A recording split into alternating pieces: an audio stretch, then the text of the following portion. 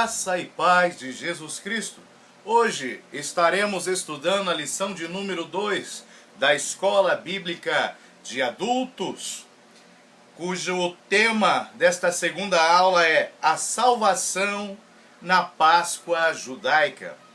O texto áureo é: Eu sou o Senhor e vos tirarei de debaixo das cargas dos egípcios. Vos livrarei da sua servidão e vos resgatarei com braço estendido e com juízos grandes. A verdade prática. A libertação do povo israelita vislumbrava um plano divino maior: libertar e salvar a humanidade. 3 objetivos temos nessa lição: mostrar como se deu a instituição da Páscoa, explicar a importância e o significado do Cordeiro da Páscoa e tratar a respeito da relevância e do significado do sangue do Cordeiro na Páscoa.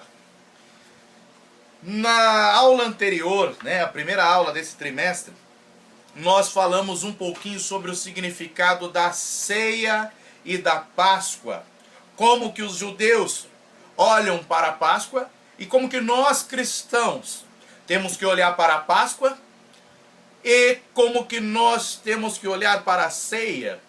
Então, se você não assistiu a aula anterior, assista, porque essa aula é uma continuação. E nós vamos entrar em detalhes daquilo que começou a ser falado na aula anterior. Então, a salvação na Páscoa judaica. Esse trimestre nós estamos estudando sobre a obra da salvação. Nós vamos falar muito sobre salvação, sobre tipos, sobre símbolos que apontam para a nossa redenção. E eu gostaria aqui de fazer como eu fiz na aula anterior, de ler na nossa declaração de fé das Assembleias de Deus, que tem um capítulo de número 13, que ele é referente à ceia do Senhor. Como nós vamos falar da Páscoa, nós também temos que falar sobre a ceia. Então vamos ver o que a nossa declaração de fé diz, que tem que ser a nossa expressão de fé. Diz assim: cremos, professamos e ensinamos que a ceia do Senhor é o rito da comunhão e ilustra a continuação da vida espiritual. Tal ordenança foi instituída diretamente pelo Senhor Jesus após a refeição da Páscoa na companhia de seus discípulos. Jesus tomou o pão e, abençoando-o, partiu e o deu aos discípulos e disse: Tomai e comei, este é meu corpo. E tomando o cálice e dando graças, deu-lhe dizendo: Bebei dele todos, porque isto é o meu sangue, o sangue do Novo Testamento, que é derramado por muitos para a remissão dos pecados. Mateus 26, do 26 ao 28. Desde então a igreja vem celebrando esse memorial e proclamando a nova aliança. Esse novo concerto é cumprimento das promessas divinas desde o Antigo Testamento, sendo o próprio Jesus o Cordeiro de Deus que tira o pecado do mundo, João 1,29, e a nossa Páscoa, porque Cristo, nossa Páscoa, foi sacrificado por nós, 1 Coríntios 5, 7. Ainda existem mais 2 itens que falam do significado da ceia do Senhor e os elementos da ceia. Então isso é a nossa declaração de fé, que você tem que ter ela no seu coração, ok? Então, nós vamos dar início. Agora, vamos falar um pouquinho sobre esse conceito da Páscoa judaica, ok? Para nós entendermos o que isso significa profeticamente para as nossas vidas, ok? Quando um povo ele está sendo, vamos assim dizer, oprimido, quando ele está debaixo do jugo de outra nação, ele não tem liberdade, ele não tem independência, ele não tem uma identidade. Por quê? Porque ele está sujeito a regras de outra nação, de outro povo. Então nós estudamos isso em história na escola, sobre colonizações, países que colonizaram outros e trouxeram a sua cultura. né? E os países que foram colonizados, que estavam sujeitos aos seus colonizadores, eles tinham a sua cultura mudada para se adequar à cultura do seu colonizador. Ele tinha a sua identidade mudada para se adaptar à identidade do seu colonizador.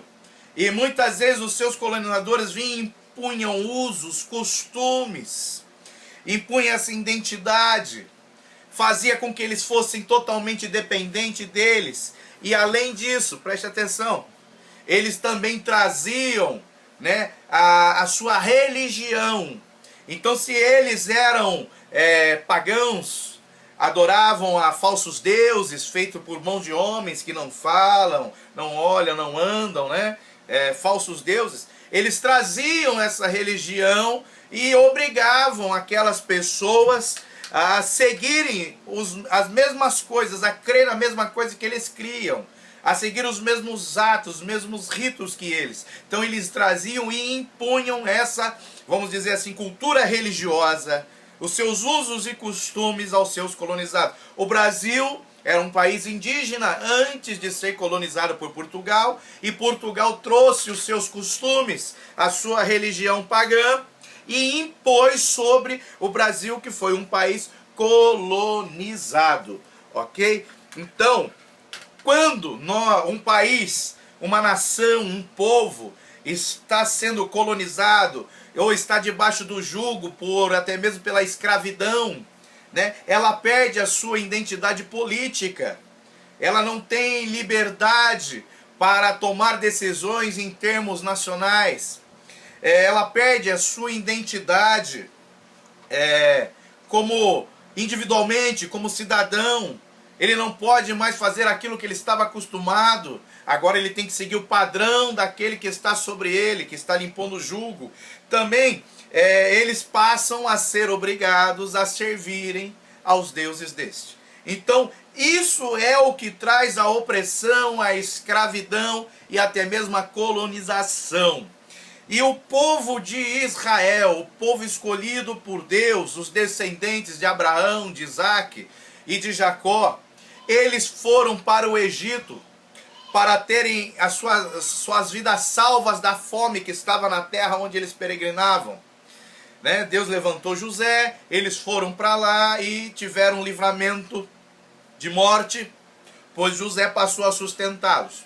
Porém, Deus estabeleceu um tempo para eles passarem lá, 430 anos, está lá em Gênesis 15, quando Deus fala com Abraão, que levaria esse povo para o Egito e deixaria eles lá por 400 anos. Porém, eles ficaram 430. Olha que interessante isso, né? Pô, mas foi Deus que falou que Abraão, foi Deus que deu o tempo. Será que Deus errou na profecia? Será que ele se confundiu? Não, ele não se confundiu. O problema é que quando tem uma promessa de Deus para as nossas vidas, e nós não sabemos esperar o tempo do Senhor, quando nós tentamos antecipar aquela promessa, ela se prolonga, ela demora mais a chegar, porque nós não somos obedientes em aguardar o tempo do Senhor. Ou seja, a desobediência faz prolongar, né, o tempo de eu receber a vitória, de eu receber a bênção de Deus. Moisés, preste atenção, saiu para ver o povo, ele era príncipe lá no Egito, né, criado lá pela filha do faraó. Ele era príncipe. Se Moisés tivesse esperado mais 10 anos antes de andar no meio do povo e matar um egípcio que estava oprimindo o povo, se ele tivesse esperado mais 10 anos, teria se cumprido os 400 anos e Deus teria tirado o povo do Egito. Só que ele se antecipou, ele quis ser o libertador do povo antes do tempo de Deus. Ele foi lá e matou o egípcio. Só que ele matou um. Aí o faraó começou a perseguir para matar Moisés e Moisés fugiu. Aí ele ficou 40 anos no deserto para ele aprender a esperar o tempo de Deus. E esse tempo no deserto de 40 anos preparou ele como sendo um homem manso. Preparou ele para ser o líder de um povo que estava vivendo ali há centenas de anos como escravo, que seria tirado do deserto, seria livre da opressão para ter uma identidade política, para terem uma identidade nacional e para terem a liberdade de cultuar ao Deus único e verdadeiro, Senhor dos exércitos, Deus Jeová. Ok? Então, antecipou-se o tempo ali, o homem quis se antecipar a promessa, ao tempo da promessa, a promessa se postergou, até que tudo estivesse preparado para que ela ocorresse. Por isso que nós vemos isso. E o povo que estava lá já sendo escravo, sofrendo debaixo da servidão, esse povo estava escravo em dois sentidos. Ele estava escravo no sentido humano, de trabalhar, fazer serviços forçados, né? De estar subjugado a outro povo, de não ter a liberdade. Então ele estava escravo no sentido físico e também no sentido espiritual. Ele era escravo no sentido espiritual, pois haviam cerca de 10 divindades que era adorado pelo povo egípcio. E os hebreus que estavam ali como escravos, eles também eram obrigados, né, a prestar reverência, a estar reverente, prestar culto, né, estar sujeito a essas divindades com que eles também serviam e se enganavam. Então tem que se tomar muito cuidado. Esse ser escravo no Oriente Antigo, né, naquela época, era a nação dependia totalmente social, econômica, política, cultural, religiosa daquele país que o escravizava. Então ela estava realmente sujeita, ao jugo que aquele opressor estava pondo sobre ela. E nós temos que entender uma coisa. O que é a Páscoa, né? Nós estamos estudando sobre a salvação na Páscoa judaica. O que é a Páscoa? O significado dessa palavra no hebraico, que é o pechá, é de passar por cima, ok? O significado tem passar por cima, passar por cima. Mas quem iria passar por cima? Deus havia mandado o destruidor.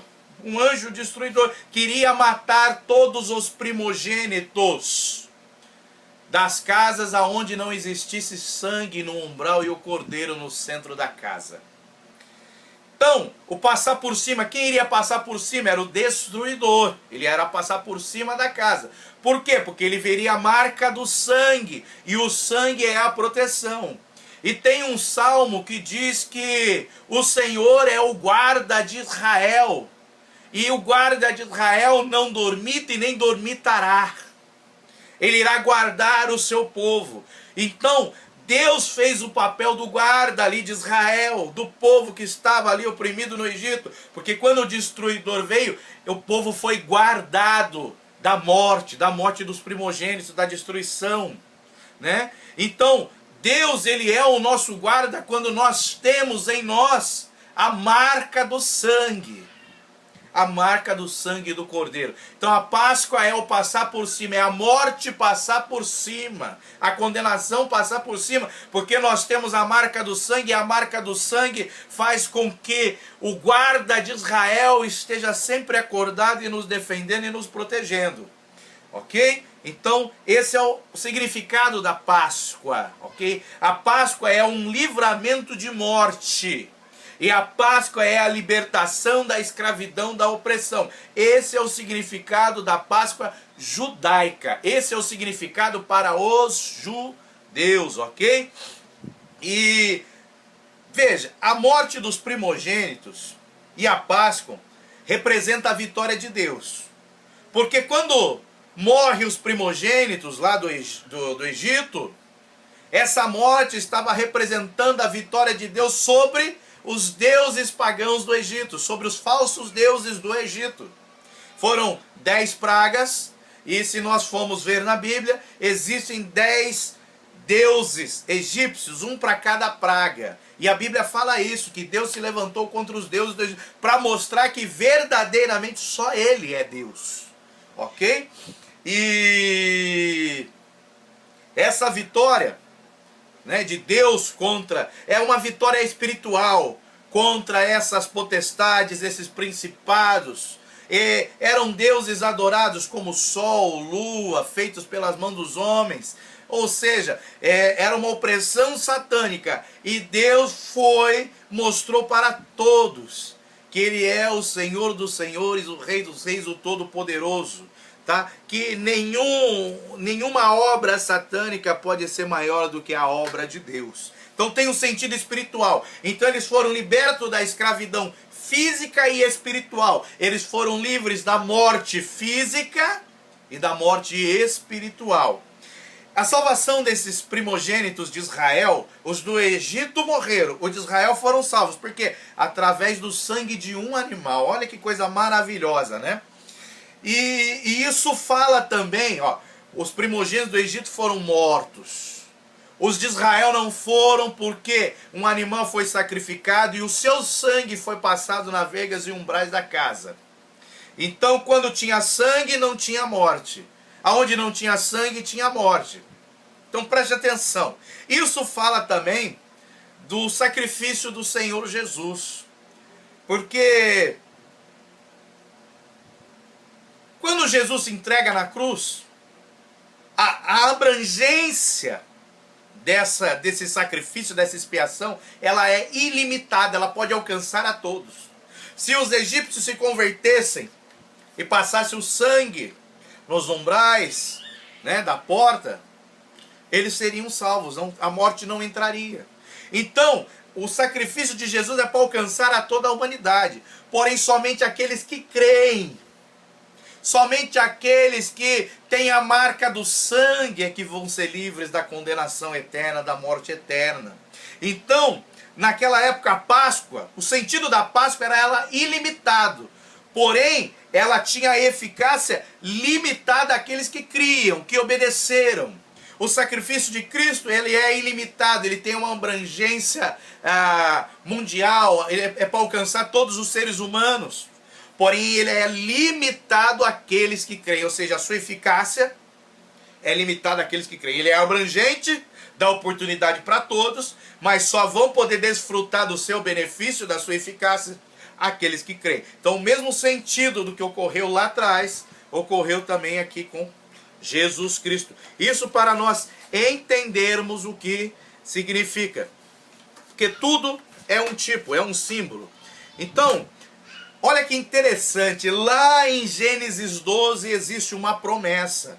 Abraão, sai da tua terra, da sua parentela e vai para uma terra que eu vou te mostrar.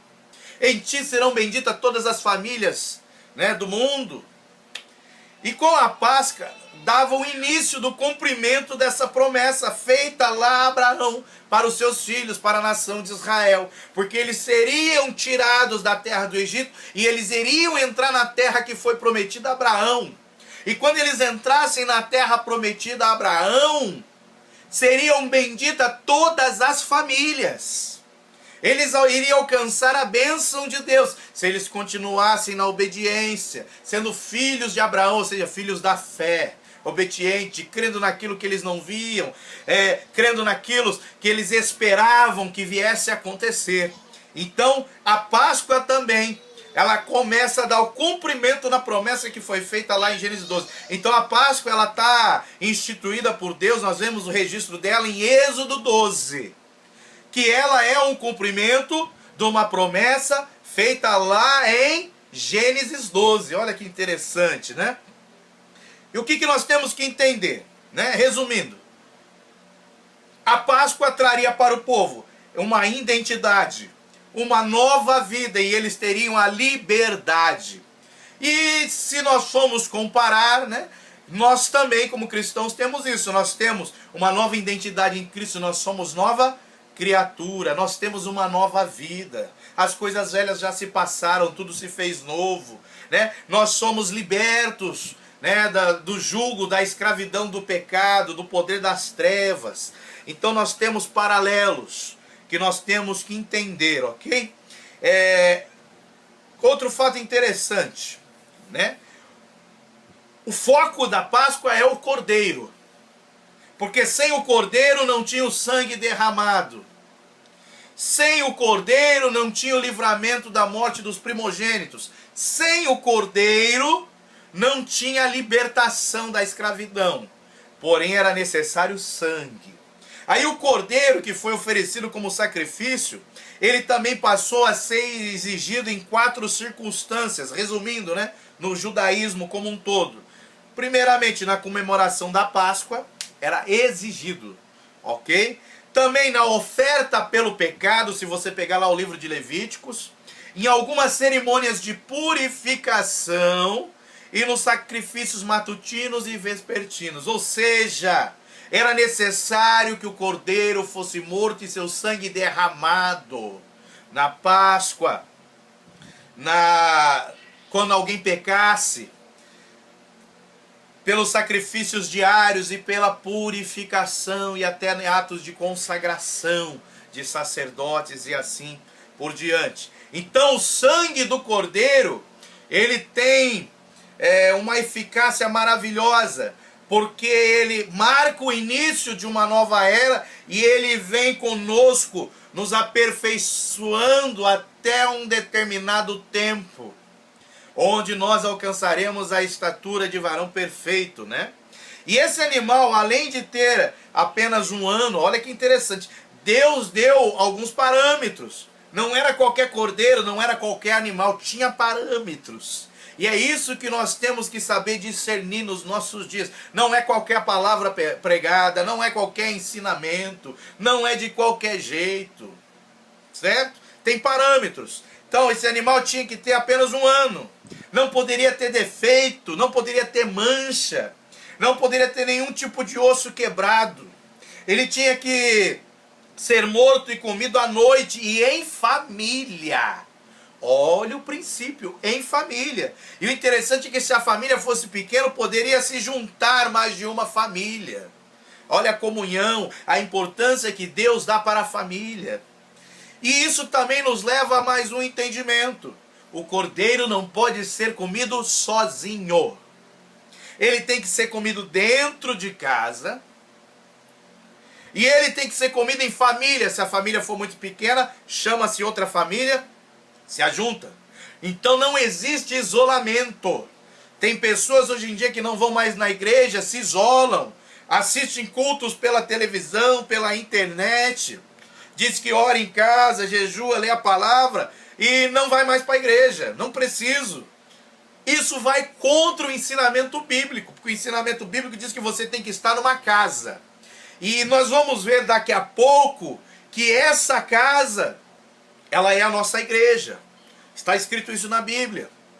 Que na igreja nós temos que ter comunhão um com os outros. Porque só na comunhão e andando na luz, ou seja, estando na igreja, no corpo de Cristo, tendo comunhão, é que o sangue vai ter efeito nas nossas vidas. Se eu não estiver na luz, se eu não estiver em comunhão com os meus irmãos, o sangue não vai ter efeito na minha vida. Ele perde a eficácia por causa de uma atitude minha, de se isolar, de não querer cumprir aquilo que está na palavra do Senhor. Então temos que tomar muito cuidado com este isolamento, porque a Bíblia nos ensina que não é para fazer isso, ok? E olha que interessante, olha que interessante. Vamos ler Hebreus 9:12. Hebreus 9:12. Hebreus 9:12 diz assim.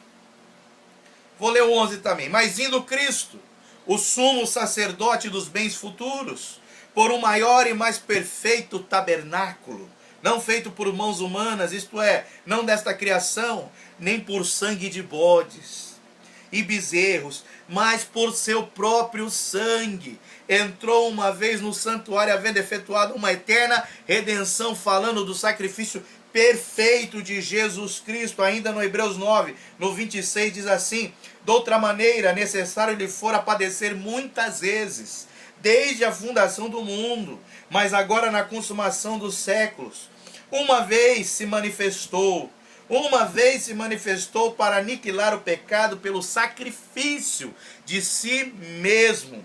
Aí o 28 fala assim: assim também Cristo, oferecendo-se uma vez para tirar os pecados de muitos. Aparecerá segunda vez sem pecados aos que o esperam para a salvação. Aí lá em Hebreus 10, 12 diz assim: mas este, havendo oferecido um único sacrifício pelos pecados, está assentado para sempre à destra de Deus. Mostrando, né, a eficiência, a eficácia do sacrifício de Jesus, do seu sangue derramado nas nossas vidas. Então, antigamente, o sangue do animal derramado livrava da morte, e era obrigatório que o sangue fosse derramado, que o animal fosse sacrificado, para que os pecados fossem cobertos. E olha como que funciona depois deste sacrifício perfeito de Cristo, lá em Romanos 10. Vamos lá.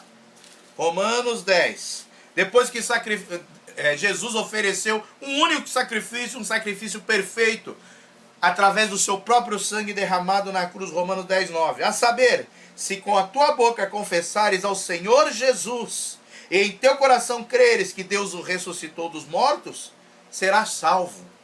Então agora é a confissão, confessar Jesus como meu Senhor e Salvador, confessar os meus pecados, crendo que o sangue que Ele derramou na cruz, uma única vez, de forma perfeita, é melhor do que qualquer sacrifício de animais. Aí eu terei perdão dos pecados, ok? É o que a palavra nos ensina. Então eu tenho que entender assim, ó. Após a morte de Jesus, a igreja primitiva, ela entendeu que a ceia passou a ser uma ordenança, e eles passaram a celebrar a ceia. Eles não aboliram a comemoração judaica da Páscoa, não é isso. Porque a Páscoa, ela tem agora um significado profético, simbólico para a igreja. Nós vamos ver isso com mais detalhes daqui a pouco, ok? Então eles olham, né, para a Páscoa. Nós, desde a igreja primitiva até hoje, nós olhamos para a Páscoa como um memorial do sacrifício perfeito de Cristo na cruz do Calvário. Porém, nós celebramos não mais a festa da Páscoa, mas nós celebramos a ceia do Senhor. Porque na ceia nós fazemos memória da sua morte, anunciando a sua morte até que Ele venha. Ou seja, a festa que nós celebramos na ceia é a vitória de Cristo em sua ressurreição. Porque qual é a diferença do Cordeiro Pascual para o Cordeiro de Deus que tira o pecado do mundo? A principal diferença é que o Cordeiro Pascual morreu, seu sangue foi derramado. Cristo, o Cordeiro de Deus que tira o pecado do mundo, morreu, seu sangue foi derramado. Olha a diferença agora, Ele ressuscitou e está vivo. Os cordeiros, os animais mortos no Antigo Testamento, estão todos mortos. Agora Cristo não, Ele morreu, teve seu sangue derramado e está vivo, assentado à direita de Deus Pai, aleluia. Glória a Ele por isso. Então nós temos que, debaixo desse entendimento da Páscoa judaica, olha que interessante, ó. Vamos analisar aqui. Através de duas perguntas. Lá no Antigo Testamento, quem poderia comer a Páscoa e quem não poderia? Você saberia responder isso? Quem pode e quem não pode? Então vamos primeiro assim, ó. Quem pode comer a Páscoa? Olha que interessante. E já comece a ver que essas ordenanças, esses impedimentos feitos lá no Antigo Testamento, apontavam para o que nós vivemos hoje, tá?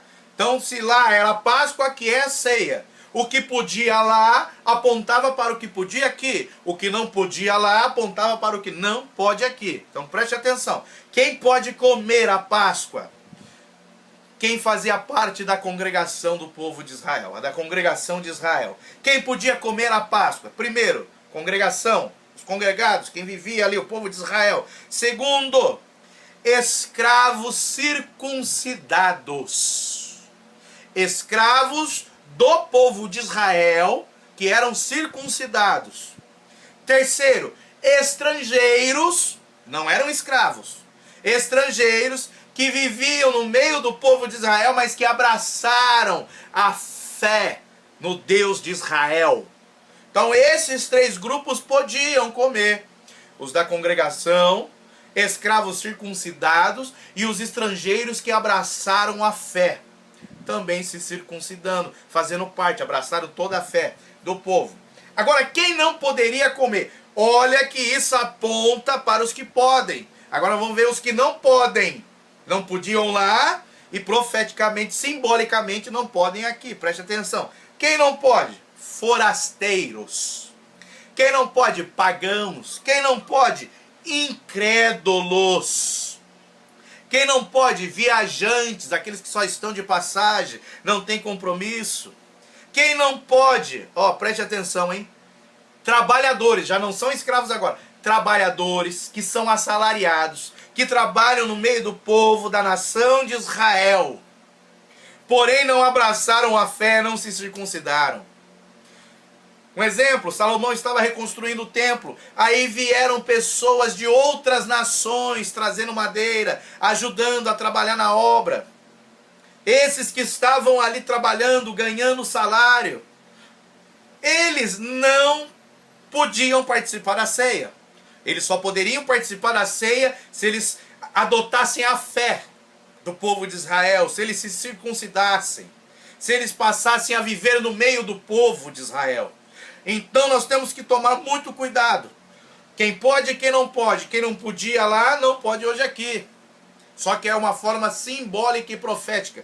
Por isso que tem que ser da congregação. Quem é da congregação? Quem é batizado. Quem entregou a vida a Jesus, desceu as águas do batismo. Quem é membro de uma congregação, de uma igreja. Ok? Quem não pode? Quem é forasteiro, quem está só de passagem, quem não se circuncidou, ou seja, não circuncidou o seu coração, não fez um pacto, uma aliança com Cristo, não entregou sua vida a Ele. Então, coisas que aconteciam lá, porém aqui. E o que eu gostaria que você tentasse abrir a mente agora. A Páscoa, eu já vi muitas pessoas, pregações, mensagens, focando o sentido da Páscoa somente para o sentido que Israel tinha naquela época. Porque qual era o sentido para Israel? Libertação da escravidão, né? Através da saída do Egito e o livramento da morte dos primogênitos. Porém, os apóstolos no Novo Testamento deram um sentido mais amplo para a Páscoa. Olha que interessante. Olha o sentido que eles deram. Vamos lá para 1 Coríntios 5:7. 1 Coríntios 5:7, que diz assim, ó: alimpai-vos, pois, do fermento velho, para que sejais uma nova massa, assim como estáis sem fermento, porque Cristo, nossa Páscoa, foi sacrificado por nós. Então Paulo aqui está falando aos coríntios que Cristo é a nossa Páscoa, não é mais aquele cordeiro que morreu e está morto. Não.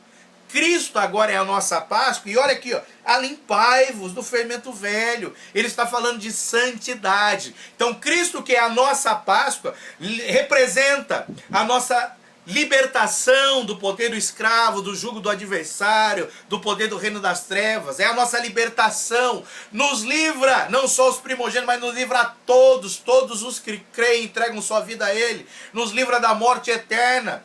Porém não é algo assim posicional, é algo contínuo, é um processo. Cristo, que é a nossa Páscoa, Ele desenvolve a santidade em nós. Então Ele fala, limpai-vos, sede santos, se purificar, porque Cristo é a nossa Páscoa. Então Paulo dá um sentido na Páscoa de continuidade. Porque o povo foi liberto do Egito, da escravidão, mas pecou inúmeras vezes, se rebelou inúmeras vezes no deserto contra Deus. Mesmo Deus falando, sede santos como eu sou santo, eles não foram, eles se rebelaram. Eles não buscaram ser santos. Então Paulo vem falando, não, a Páscoa é um processo contínuo. Ele nos livra deste mundo, do jugo, do poder das trevas, livra a nossa alma da condenação eterna, livra do inferno. Porém, a nossa Páscoa, que é Cristo, nos faz sermos santos como Ele é santo. É um processo de Páscoa é santidade. Paulo dá essa ênfase e Pedro vem confirmar. Vamos ver? 1 Pedro, capítulo 1.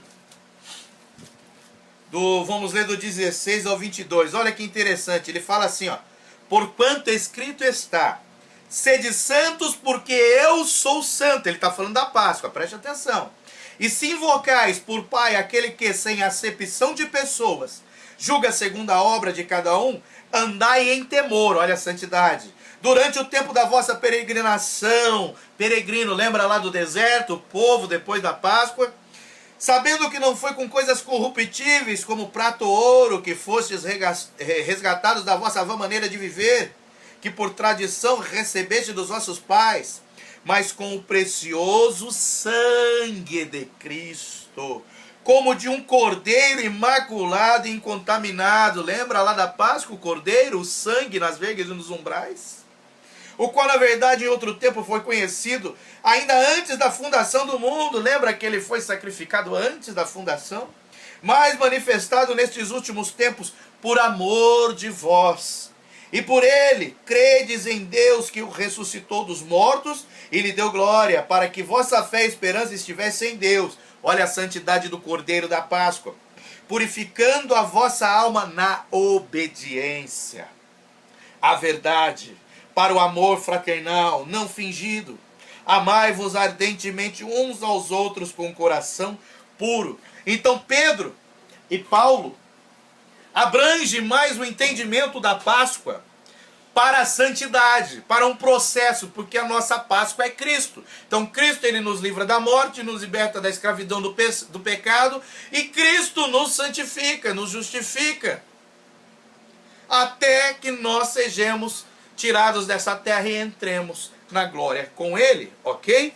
Então tem que ficar isso muito bem claro para nós. Muito bem claro. Então a Páscoa cristã, ela é um memorial de como Deus substituiu os sacrifícios temporários pelo sacrifício definitivo. Então o sangue era visto como uma forma de purificar as pessoas, lugares e objetos. Isso é maravilhoso. Preste atenção. O sangue era uma forma de purificação de pessoas, de lugares e de objetos. Então nós temos na Bíblia pessoas sendo santas, nós temos sacerdotes sendo santos, nós temos lugares, lembra do templo, sendo santos, nós temos objetos dentro do templo sendo santos, e nós vamos ver que nós temos dias, datas que também são santas. Olha que coisa maravilhosa. Daqui a pouco nós vamos entrar nesse detalhe. Outro detalhe importantíssimo, que muitas vezes cometemos esse erro, por não entender a eficácia desse poder que tem o sangue de Jesus.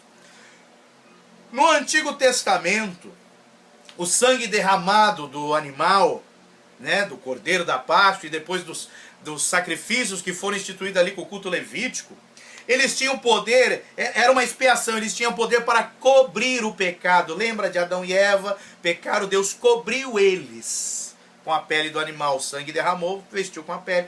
Cobre!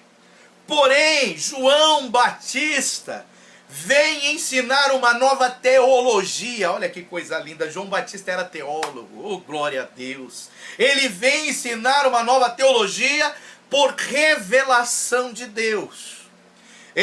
Antigamente, ele que era filho de sacerdote, ele que era da linhagem sacerdotal, que era para estar entrando lá nos lugares santos para ministrar diante de Deus, ele foi para o deserto ministrar diante de Deus. E Deus ali lhe revelou uma teologia nova, diferente daquilo que era ensinado por milhares de anos. João Batista diz assim: se antigamente o sangue do animal cobria o pecado, agora o Cordeiro de Deus, o sangue do Cordeiro de Deus, tira o pecado do mundo. Então antes o sangue cobria, agora o sangue tira. Quando você cobre, ele continua. Aí tem uma cobertura e esconde, ok? Esconde. Se perder a cobertura, ele aparece. Então, o sangue dos animais, do sacrifício imperfeito, só tinha poder para cobrir. Agora, o sangue de Cristo, do Cordeiro de Deus, do sacrifício perfeito, ele não mais cobre, agora ele tira. Quando tira, não existe mais. É por isso que Deus fala que Ele não se lembra mais do nosso passado, que os nossos pecados são lançados no mar do esquecimento, porque o sangue de Cristo, o sangue do Cordeiro, tira. Mudou a forma de agir, a eficácia e o poder. Uma nova teologia estabelecida por João o Batista. Glória a Deus por isso. E olha que interessante, o animal morria assim, ó. Esse aqui é o tabernáculo, tá? Então aqui nós chamamos de átrio, aqui é lugar santo e aqui é o santíssimo. Ok? No átrio, quem trabalhava aqui? Levitas, sacerdotes. Ok? Quem trabalhava aqui no lugar santo?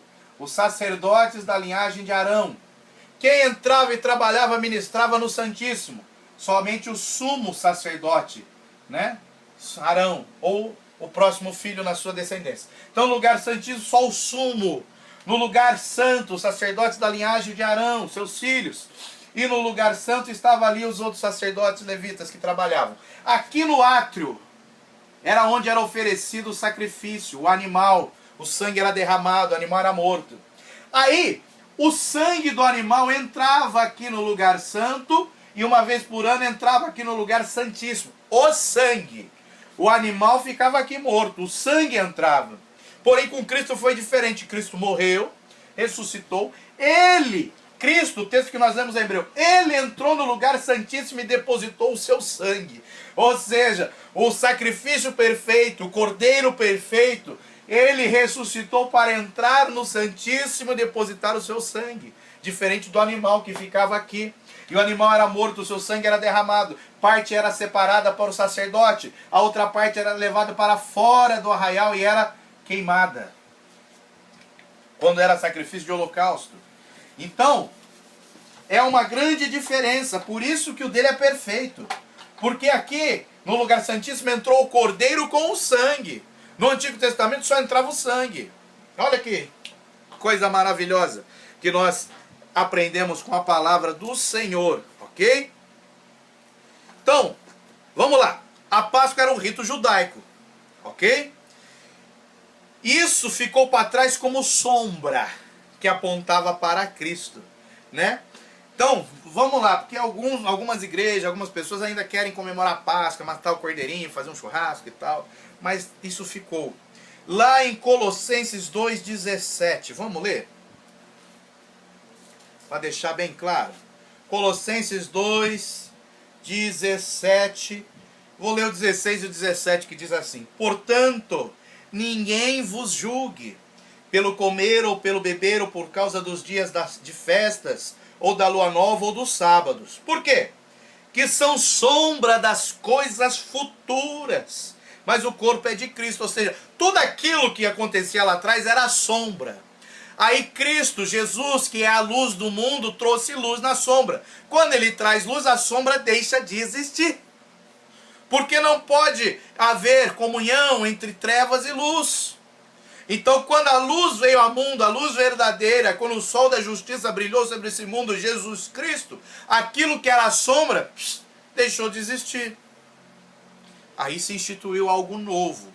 Então a Páscoa judaica com seus ritos, tudo bonitinho, a partir ali da vinda de Cristo, da luz ao mundo, ela não mais tem o sentido que ela tinha. Porque ela apontava, era um símbolo, ok? Por isso que quando nós lembramos da Páscoa, pregamos, nós fazemos isso como em memória de Cristo, em memória de algo grandioso que Deus fez lá antigamente por seu povo, que representava algo maior que ele iria fazer agora nas nossas vidas, enviando seu filho para morrer no nosso lugar. Ok? Então, agora vamos entrar um pouquinho mais em detalhes. E eu gostaria que você prestasse muita atenção nisso aqui, ok? Eu vou fazer aqui, ó,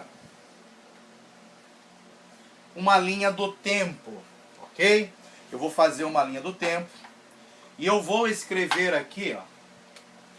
Vou botar 1, 2, 3, 4, 5, 6. Então, 2, 3, 4, 5, 5, 6, 7, ok? 7. 7 pontos nessa linha. Aí o que eu quero agora é que você veja comigo. Dentro desses 7 pontos, eu gostaria que você entendesse, né? Na Bíblia há algumas menções à festa da Páscoa, né? O nosso tema é a salvação na Páscoa judaica. Então na Bíblia, a Bíblia faz menção a algumas festas. Teoricamente, a festa tinha que ser feita todo ano, porém ela faz menção de algumas festas específicas. E quando a Bíblia faz menção de algo específico, isso nos chama a atenção, porque nós podemos extrair algum aprendizado. Aquilo que acontece todo ano, que é contínuo, é rotineiro, né, muitas vezes não desperta atenção. Mas quando há evidências em alguns fatos específicos, nós podemos extrair coisas maravilhosas. E é isso que nós vamos tentar fazer agora. Então, primeiramente nós vamos fazer menção aqui à Páscoa, ok? Páscoa. Então, nós temos, depois nós vamos ler os textos. Nós temos a menção aqui primeiro a Êxodo 12. Ó, Êxodo 12, ok? Falando da Páscoa, que é o texto da nossa lição. Nós temos aqui também, lá em Números 9. Eu não vou dar o versículo não, depois tu abre a Bíblia e lê lá que está lá. É coisa linda. Números 9. Aí nós temos também Josué capítulo 5. Josué capítulo 5. Nós temos aqui também, olha isso aqui é interessantíssimo. Segundo Crônicas 35, 18. Esse eu vou dar uma colher de chá. Segundo Crônicas 35, 18. Eu estou tentando pôr uma ordem cronológica das menções, ok? Aí nós temos aqui também, ó, uma quinta menção que está em segundo Crônicas 35. Está no mesmo capítulo, ó. Só que em outros versículos. Nós temos uma outra menção, olha que interessante, em Esdras. Capítulo 6. Esdras 6. E nós temos a outra, né, muito conhecida, a sétima menção da ceia, que está em Lucas 22, do 15 ao 20. Do 15 ao 20. Então essas são menções que a Bíblia faz sobre a Páscoa, ok? Então, por exemplo, em Êxodo 12, o que nós temos lá? É o texto da nossa lição, né? Que a gente lê, né? Chamou, pois, Moisés, os anciões, escolhei, tomai vós o cordeiro para vossas famílias e sacrificar a Páscoa. Então, Êxodo 22 é a primeira Páscoa, tá aqui, ó, primeiro ponto, na linha. Primeira Páscoa, Êxodo 22. O que representava aquilo em modos gerais? Além da libertação da escravidão do Egito e do livramento de morte dos primogênitos. Representava a saída do Egito, do povo, o povo saindo do Egito. Representava a saída do Egito.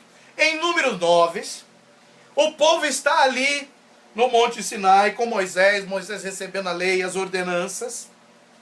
Aí Deus manda o povo celebrar a Páscoa no deserto. Então a primeira Páscoa foi celebrada no Egito, representando a saída do Egito, do povo saindo do Egito. Já a segunda Páscoa, que tem a menção, está o povo no deserto, e o povo vai sacrificar ali, celebrando a Páscoa, né? Porque agora eles iam deixar o Sinai e caminhar em rumo à terra prometida. Então a Páscoa que está em número, que é comemorada no deserto, representa a saída do Sinai, do monte de Deus. Ok?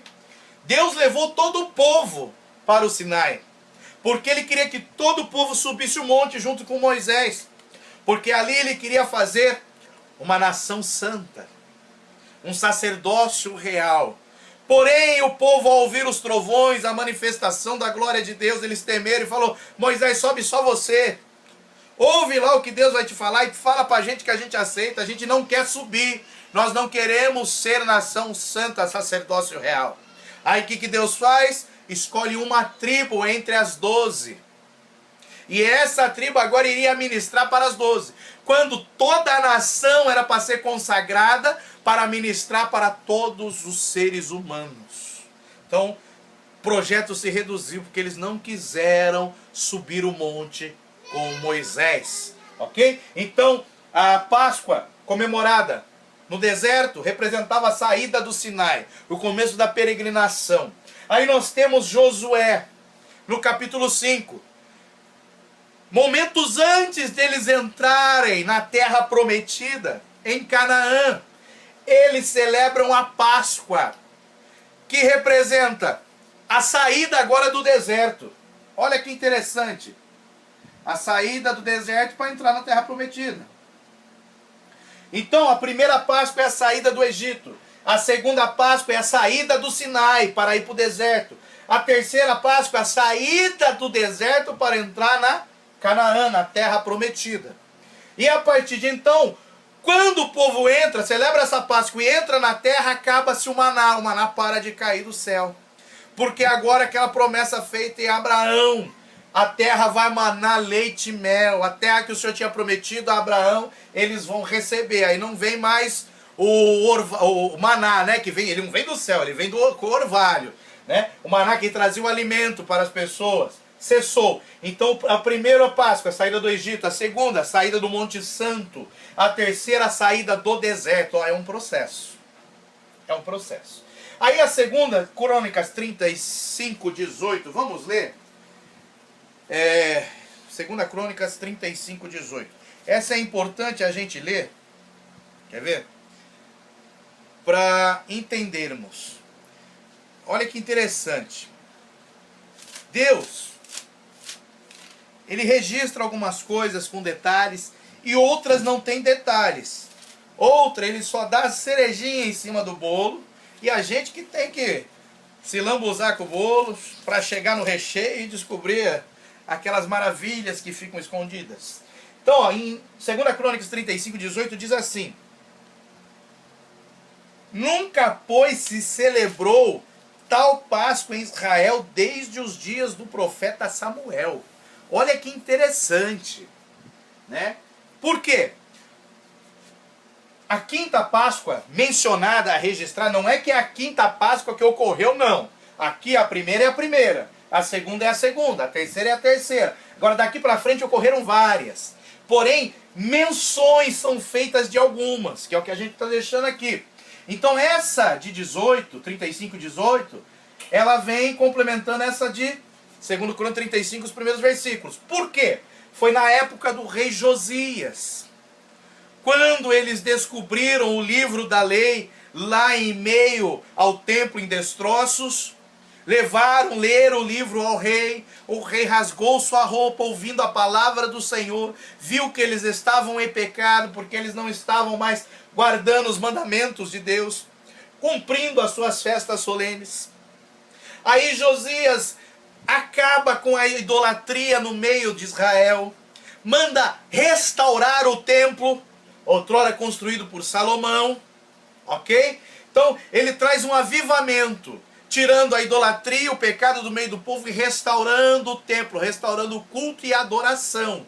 Aí ele celebra a Páscoa, como fechamento do fim do pecado e da restauração do templo. Então isso Deus faz menção disso na Bíblia. Quando o pecado acaba, quando você tira a idolatria do meio do povo, quando o templo, o culto, a adoração é restaurada, o povo pode festejar comemorando a Páscoa, ok? Então é um registro lá de Josias. Então, aqui, ó, eu vou colocar aqui a restauração do culto, da adoração, com Josias.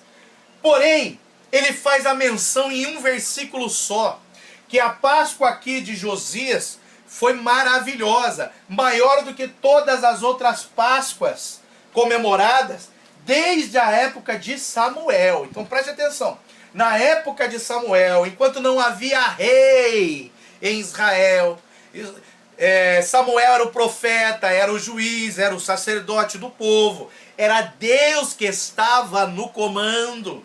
O povo ainda não tinha pedido um rei. Então naquela época A Páscoa era uma festa maravilhosa. E nós sabemos disso porque lá em Crônicas, segundo Crônicas 35:18, ficou esse registro de uma festa na época de um dos maiores profetas do povo de Israel. E o interessante, o que nós aprendemos com isso?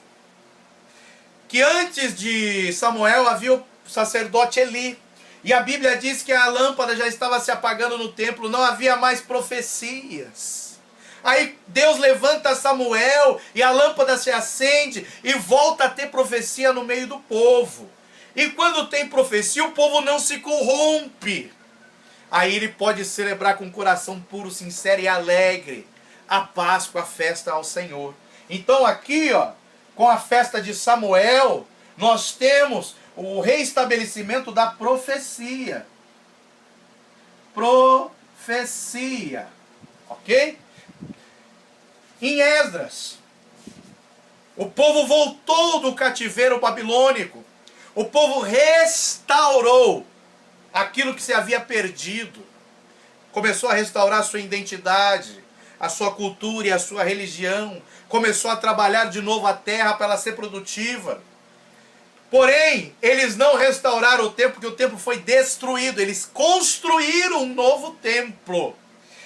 E quando eles constroem esse segundo templo, eles comemoram a Páscoa. Eles fazem a festa. Então aqui em Esdras, nós temos a Páscoa sendo comemorada pelo povo ter voltado do cativeiro, volta do cativeiro, e pela construção do segundo templo. Então, a primeira Páscoa, saída do Egito. A segunda, saída do Sinai, peregrinar no deserto. Terceira, saída do deserto para entrar na terra prometida. Agora já na terra o povo se corrompia, Deus precisava levantar juízes, depois se corrompia de novo e assim vinha. Até que levantou um profeta, sacerdote, juiz, e com ele veio a profecia para que o povo não se corrompesse. Então ali se celebrava grandes festas ao Senhor. Aí Josias, mais centenas de anos para frente, o povo nessa vai e vem, cai, se corrompe. Deus levanta um rei que acaba com a idolatria durante o seu reinado, restaura o culto, restaurando o templo, o sacerdócio. E a outra festa da Páscoa, quando eles voltam do cativeiro e quando eles constroem o segundo templo. Aí a sétima menção da Páscoa que nós vemos na Bíblia fala da última Páscoa, a Páscoa do Senhor Jesus. E por que a gente chama de última Páscoa? Vamos lá para Lucas. Lucas 22. Lucas 22, do 15 ao 20. Diz assim, ó. E disse-lhes, Jesus dizendo aos seus discípulos: desejei muito comer convosco esta Páscoa, antes que padeça. Então para Jesus, enquanto ele estava na terra como homem, era a última Páscoa que ele iria comer com os seus discípulos, com a sua igreja. Porque vos digo que não a comerei mais, até que ela se cumpra no reino de Deus. Opa, vai ter mais uma Páscoa. Que vai ser lá, quando nós estivermos com o Senhor na glória. Então aqui Jesus ele fez um voto, que ele não comeria mais a Páscoa até que nós estivéssemos com ele. Por quê? Lembra que nós começamos a falar lá atrás que o animal tinha que ser de um ano, não podia ter defeito, não podia ter mancha, e que tinha que ser comido em família, dentro da casa. Se a família pequena juntasse outra. Então Jesus, eu não vou comer mais, porque o reino dele não é desse mundo. A casa dele não é aqui na terra.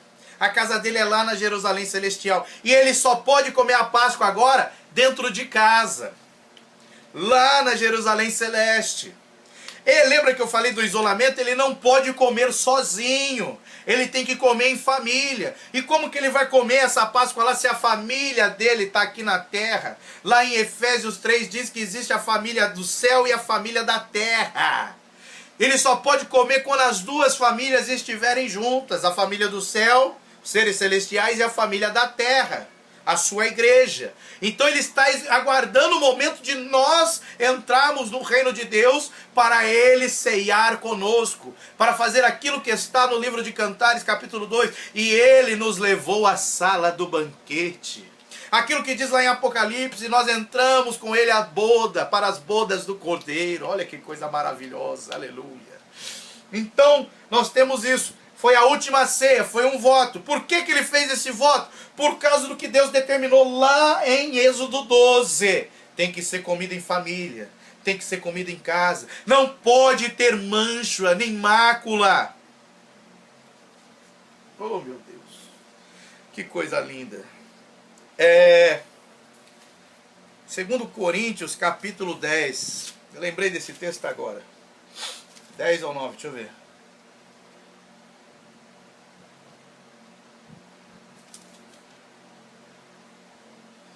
Ah, papai, cadê esse texto?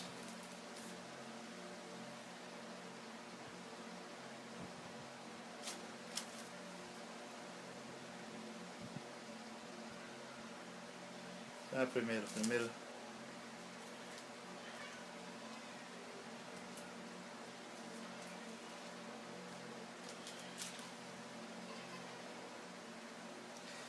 eu ver, esse é 1 Coríntios. Tem um texto, não vou achar agora, que o apóstolo Paulo, ele diz assim, que o nosso dever como ministros de Deus, como pastores, profetas, evangelistas, apóstolos, é apresentar a igreja como uma esposa imaculada, sem mancha a Cristo. Este é o papel do ministro. Então, Jesus só vai receber a igreja para ceiar com ele no reino de Deus se ela estiver sem mancha, sem mácula, sem pecado, com as suas vestes de salvação. Por isso que ele faz esse voto. Isso é algo de maravilhoso. Não fez só por fazer, não. É porque havia uma limitação colocada lá em Êxodo 12. Não podia ser com mancha nem mácula. Não podia ter defeito. Tinha que ser comida em família. E quando a família é pequena, junte-se mais, aleluia. E tem um texto que diz que Deus quer que todos se salvem. E que muitas vezes ele tarda um pouco essa salvação para que mais pessoas se salvem, para que a família cresça mais. É algo de maravilhoso essa última ceia. Então essa última ceia registrada, que a Bíblia faz menção, fala de um voto que Jesus fez, que só comeria agora na sua casa celestial, quando a sua família estivesse toda dentro da casa. Preste atenção. Quando ela, para ela chegar lá, ela não poderia ter defeito, nem mancha, nem mácula. Ok? E se for pouquinho, ele tem que esperar, ele tem que juntar mais gente, aleluia, tem que mais gente ser salva, para entrar com ele na glória, para comer a última ceia. Ó, princípios que foram estabelecidos aqui na primeira ceia, Jesus mantém até a última. Enquanto ele está com vida, falando que agora ele só comerá a próxima na eternidade, quando tudo isso for completo. Então olha que interessante a menção que a Bíblia faz da Páscoa. Ok? Nós estamos falando de Páscoa, a salvação na Páscoa judaica. Então até aqui, ó, até Lucas 22, ainda é Páscoa judaica.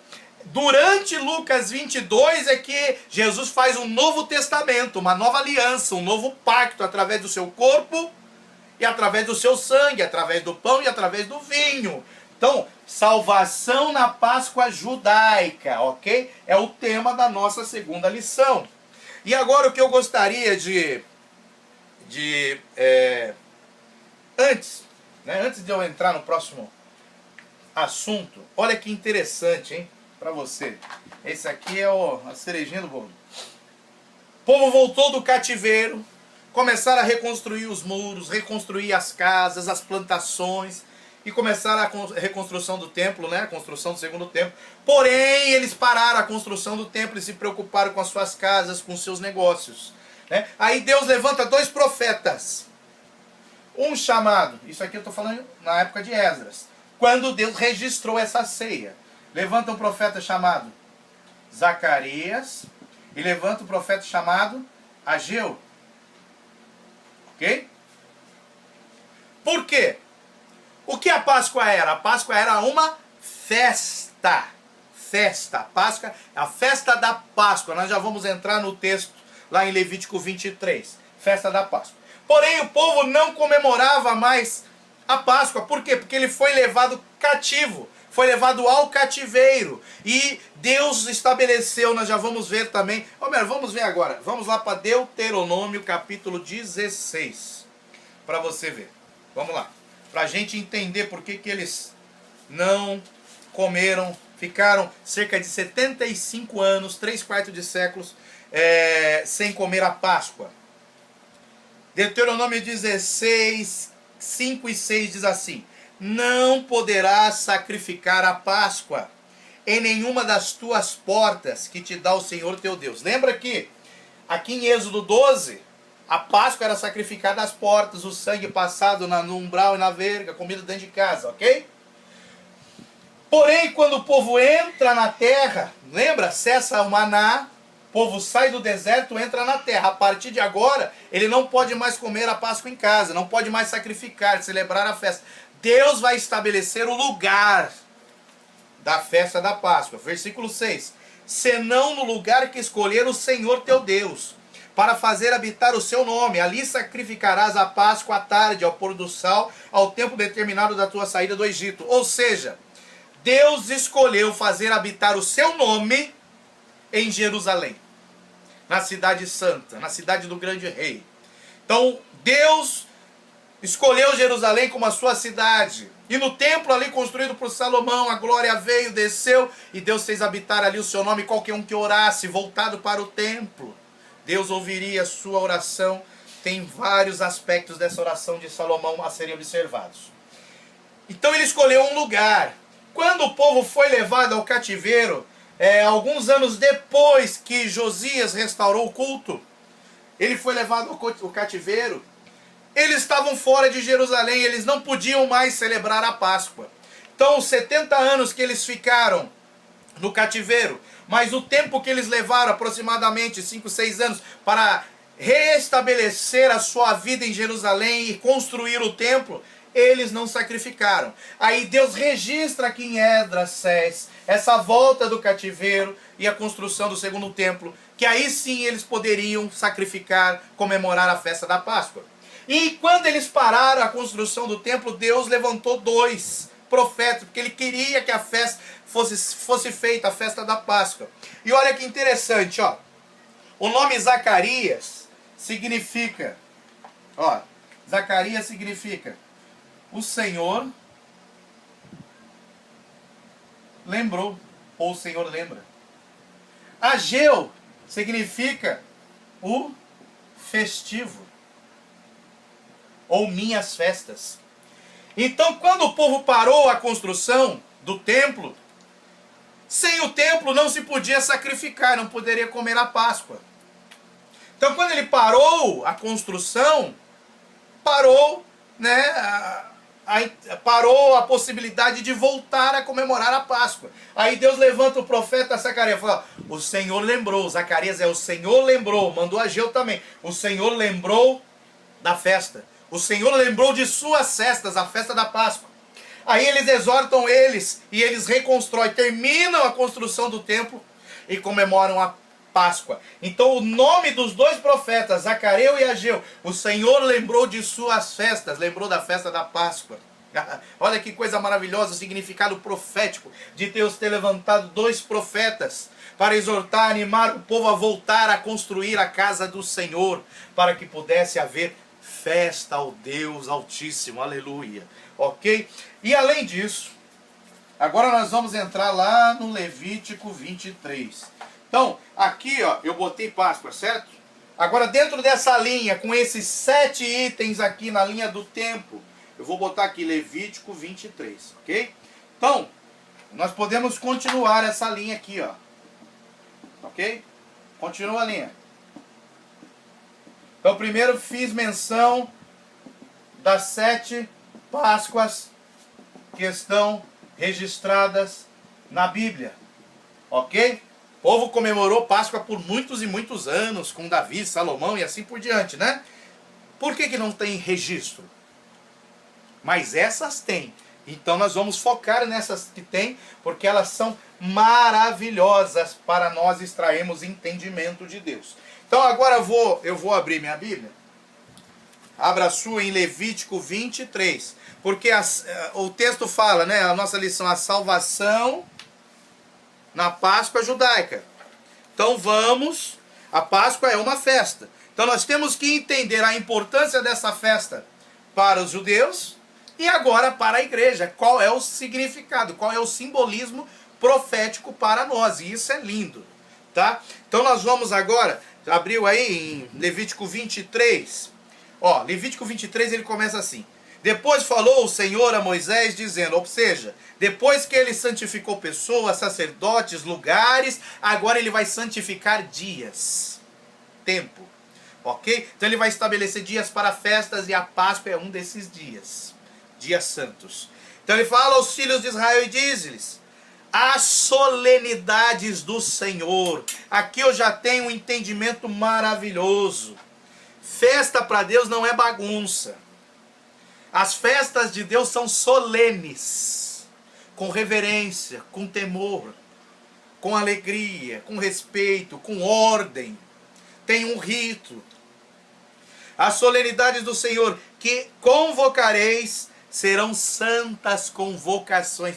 Toda festa a Deus tem que ser santa. Santo tem que ter jejum, oração, vestes limpas, purificadas.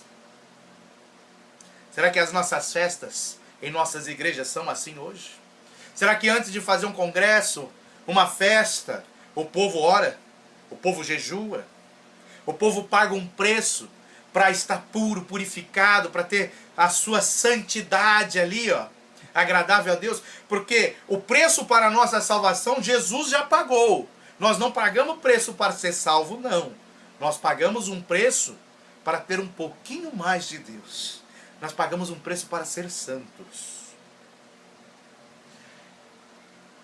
Então, estas são as minhas solenidades, festas santas, com reverência, né, com temor, com ordem. Aí ele começa, né, sobre o sábado, 6 dias. Depois eu falo sobre o sábado. Vamos entrar aqui nas festas. Eu vou botando as festas, vou citando os versículos e depois a gente vai dar o significado profético de cada uma. Então a primeira festa que foi instituída, ela se chama a festa da Páscoa. Ok? A segunda festa que nós temos chama do Pães Asmos, ou os ázimos também, asmos. A terceira festa que nós temos chama-se de Primícias. A quarta é a festa do Pentecostes. A quinta, festa das trombetas. A sexta festa é a festa da expiação. O Yom Kippur. E a sétima festa que nós temos chama do Tabernáculos. Ok? Então nós temos 7 festas. Eu vou até fazer um círculo aqui assim, ó. A primeira, nós temos a segunda, a terceira, nós temos a quarta, ok? Nós temos a quinta, a sexta e a sétima. Então, festa da Páscoa, a primeira, depois dos asmos, nessa ordem mesmo, primícia, Pentecoste, trombeta, expiação e tabernáculo.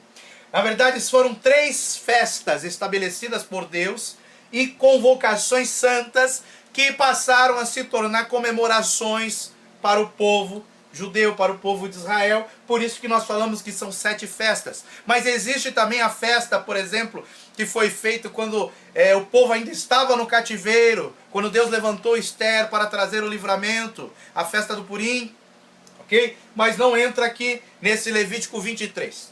Então, somando as 3 festas instituídas mais as santas convocações, nós temos aquilo que nós chamamos de 7 festas. Festa da Páscoa, asmo, primícia, Pentecostes, trombeta, expiação e tabernáculo. Por que você está botando isso aí, professor? É fácil. porque o nosso tema é a salvação na Páscoa judaica. A Páscoa judaica, ela está aqui, ó, é a primeira festa. Então, se eu não tivesse outra festa, o meu foco estaria toda nela. Porém, como eu tenho outras festas e a Páscoa é a primeira, quer dizer que ela tem um significado que vai se relacionando com as demais. Porque se não houver a primeira festa, não tem a segunda, nem a terceira, nem a quarta. E algo que nós temos que entender é que a nossa visão ela tem que ser ampliada. Eu não posso ficar só numa coisa. Eu tenho que ter a visão do todo para entender o que aquilo quer me dizer. Então eu não posso analisar isoladamente. Então a primeira festa, importantíssima, porque sem a primeira não tem a segunda nem a terceira. Então a festa da Páscoa é a primeira festa. Aonde que está essa festa na Bíblia? É o texto que nós já vimos, tá? Ó, igualzinho aqui, Êxodo 12, ok? A instituição da Páscoa. Aonde que está agora? Que também, eu não vou botar Êxodo não. Vamos. Falei que estava em Levítico, então vamos para Levítico. Então em Levítico, capítulo 23, no verso de número 5. Então eu tenho aqui, ó, Levítico, versículo 5. Tudo isso aqui é Levítico, todas essas festas é Levítico 23. É o capítulo da festa. Oh, glória. Então Levítico 5, versículo 5, fala da Páscoa. O versículo 6, pães asmos. Aí eu venho no versículo 10, primícias. Aí o Pentecostes está no versículo 16. Eu tenho a festa das trombetas, que está no versículo 24. Eu tenho a festa da expiação. A da expiação está no versículo 27. Ok? Aqui é 24. 27, às vezes eu escrevo em hebraico, que é costume, entendeu? Aí fica difícil de lembrar. E temos a festa também dos tabernáculos, que está no versículo 34 de Levítico. Ok? Depois você lê esses textos, medita, é maravilhoso. Agora vamos aplicar ele para as nossas vidas, né? Olha que interessante, veja bem. Lembra? Páscoa, asmo, primícia, Pentecostes, trombeta, expiação e tabernáculo. Tudo começa com a festa da Páscoa, é a primeira festa. Então nós temos que entender os significados dessas festas, entender o significado para ver como que ela se encaixa com a nossa realidade hoje. Porque tudo que aconteceu lá atrás era sombra. Agora veio Jesus Cristo. Jesus Cristo sendo revelado na palavra. Então todas essas festas apontam para Cristo. Porém, os judeus, eles têm até um significado profético quando eles olham para essa festa. Só que eles não conseguem ver Jesus, o homem, Filho de Deus, que se encarnou, morreu e ressuscitou nelas. Eles esperam que estas festas se cumpram quando o Messias vier. Só que quando ele vier, ele vai vir na sua segunda vinda para trazer juízo. Nós já reconhecemos Jesus em todas essas festas. Reconhecemos ele como nosso Senhor e Salvador. Então, a Páscoa, em relação a Jesus Cristo, o que ela é? Olha que interessante, ó. Primeiro, segundo, terceiro, quarto, quinto e sexto. Primeira, segunda, terceira, quarta, quinta, sexta e sétima menção de Páscoa, da festa da Páscoa na Bíblia. Primeira, segunda, terceira, quarta, quinta, sexta e sétima festas. Ok? O que é a Páscoa? A Páscoa chama-se, olha que coisa linda, hein? A Páscoa se chama sexta-feira. A festa dos pães asmos se chama sábado. Opa! E a festa das primícias se chama domingo. Ué, o que é isso? Quando que se comemora a Páscoa? Na sexta-feira, ao pôr do sol, se come a Páscoa. Quando que Jesus foi sacrificado? Sexta-feira, ao pôr do sol. Ok? Sexta-feira, Páscoa. Sábado, se come os pães asmos. O que é esse sábado? É onde se come alimento sem fermento. Alimento puro. E olha que interessante, ó. Jesus morreu na sexta, ressuscitou no domingo, ok? Porém, ele guardou o sábado. Ele foi o único homem que existiu na face da terra que literalmente cumpriu o sábado. Sabe por quê? Porque ele não fez obra nenhuma. Nem respirar ele respirou, ele estava na sepultura. Ele cumpriu totalmente o sábado. Foi o único que não fez trabalho nenhum, de nada. Ele realmente descansou. Aí o que acontece no domingo? Ele ressuscita. E ele é a primícia daqueles que ressuscitam. Ele é o primogênito dos mortos. Ele foi o primeiro a ressuscitar com o corpo glorificado. Ah, mas Lázaro ressuscitou. Ressuscitou, mas não com o corpo glorificado. Ressuscitou como homem e morreu. Filha da viúva de Naim ressuscitou e morreu. Filha de Jairo ressuscitou e morreu. Jesus ressuscitou com o corpo glorificado e está vivo. E foi o primeiro, a primícia, o primogênito da ressurreição. Olha que coisa maravilhosa. Então a Páscoa fala da sexta, do sacrifício, da morte de Jesus. O sábado, que é a festa dos asmos, fala do descanso, do repouso, não tem fermento, porque a massa não leveda, não dá tempo dela levedar, é muito rápido. E olha que interessante, Jesus ressuscitou no domingo e ele apareceu aos seus discípulos. Lembra quando ele apareceu? Eles estavam todos trancados lá numa casa, Tomé não estava junto. Jesus assoprou o Espírito sobre eles. Depois disso, Jesus ficou 7 dias sem aparecer para eles, porque o tempo da festa dos asmos era 7 dias. Então, Jesus cumpriu literalmente tudo que estava profetizado. Ele só foi aparecer no próximo domingo, ao 8º dia. Tomé, toca aqui na minha mão, toca do meu lado. Por que ele não apareceu antes? Porque era o período dos asmos. Não tinha levedura, não tinha trabalho. Era a festa, o dia de guardar o sábado. Aleluia. Então são os significados proféticos, aqueles que apontavam. Então nós vemos aqui a palavra de Deus, que foi profetizada lá atrás, sendo aplicada para os nossos dias, igreja hoje. Aí nós temos o Pentecoste, passados 50 dias, era a festa das colheitas, de entregar lá os frutos das colheitas. E o que acontece ali? O Espírito Santo é derramado. Então se esperou cumprir os dias da Páscoa, guardar ali o asmos, a primícia, a festa da primícia, representando a ressurreição de Cristo, os 50 dias para se comemorar a festa do Pentecoste. Aí o que acontece? A descida do Espírito Santo revestindo o povo de Deus de poder. Oh, glória! E isso é maravilhoso. Então, nós temos que entender profeticamente o que são essas festas, porque a Páscoa representa uma coisa para os judeus. Lembra? Libertação da escravidão, livramento dos primogênitos. Para nós a Páscoa é a morte de Cristo, a festa dos pães asmos, o descanso, ele guardando o sábado, a festa das primícias, a sua ressurreição, ele é o primogênito dos mortos, a festa de Pentecostes, o derramamento do Espírito Santo, e agora vem a festa das trombetas. Oh, glória a Deus! O que vai acontecer quando a trombeta soar? Quando a última trombeta soar, que são as trombetas de número 10, não confunda com as de Apocalipse, são as trombetas de número 10, as trombetas de prata de redenção, e não as trombetas de juízo de Apocalipse, são coisas diferentes. Quando a última trombeta de número 10 tocar, a trombeta de prata, a igreja será arrebatada.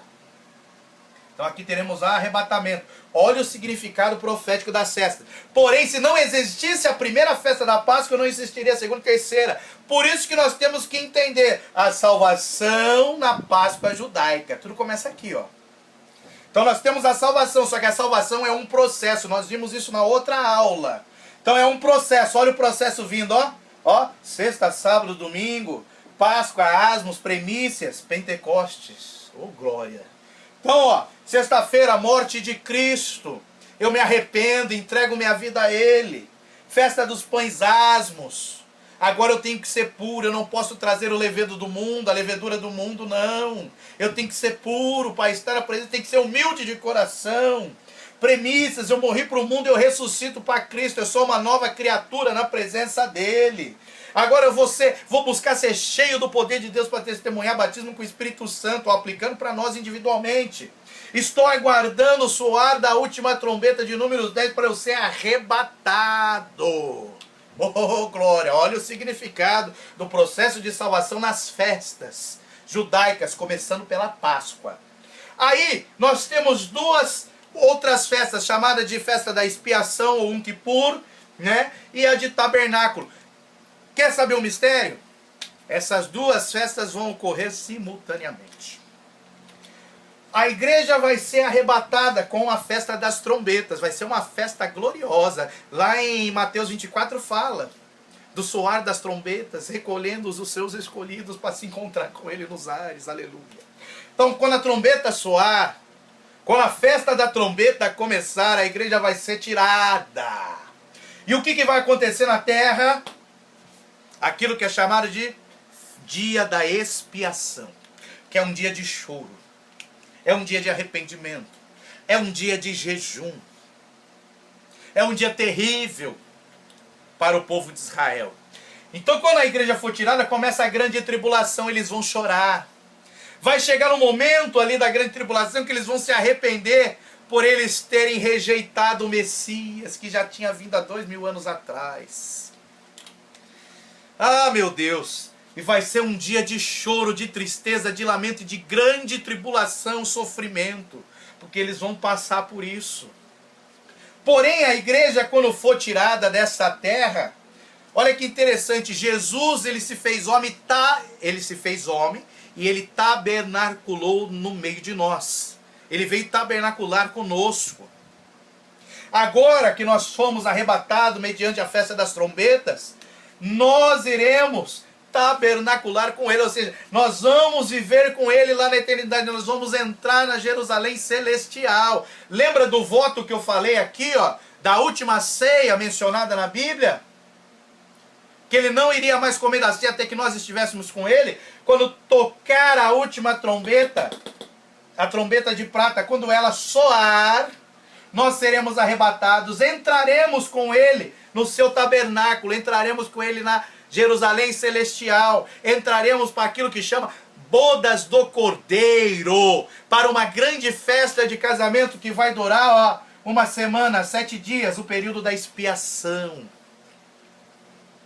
Então, enquanto estiver ocorrendo a grande tribulação na terra, aquele choro, jejum e sofrimento do dia da expiação, nós estaremos em festa, na festa dos tabernáculos, com Cristo na glória. Estaremos novamente ceando com Ele, comendo novamente a Páscoa com Ele, pois Cristo é a nossa Páscoa. Olha que coisa maravilhosa.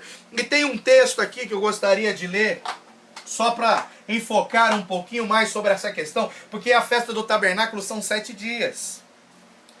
Lá em Daniel 9, 27 fala assim, ó: e ele firmará um concerto com muitos por uma semana. O anticristo. Uma semana são quantos dias? 7 dias. O tempo que nós estaremos com ele são 7 dias, ou 7 anos. Então ele fala, por uma semana.